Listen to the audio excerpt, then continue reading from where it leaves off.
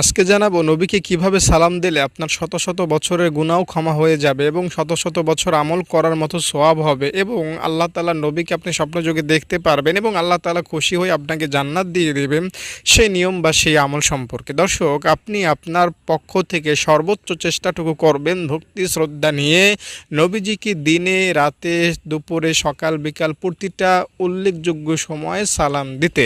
দেখুন, আপনার থেকে আপনার বাবা সালাম পায়, দাদা সালাম পায়, নেতা সালাম পায়, এলাকাবাসী সালাম পায়, কিন্তু নবীজি আপনার থেকে সালাম পাচ্ছে না। দৃঢ়তার সাথে বলেন তো, আপনি নবীজিকে সারা জীবনে কয়টা সালাম দিয়েছেন স্পেশালভাবে? আমরা খুব কম মানুষই নবীজিকে সালাম দেই।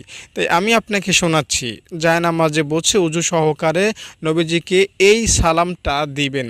ইনশাআল্লাহ নবীজি অনেক খুশি হবেন, আল্লাহ তাআলা আপনাকে সীমাহীন সওয়াব দিবেন এবং আল্লাহ তাআলা আপনার গুনাহগুলো ক্ষমা করবেন ইনশাআল্লাহ, এবং নবীজি আপনাকে স্বপ্নযোগেও দেখা দিতে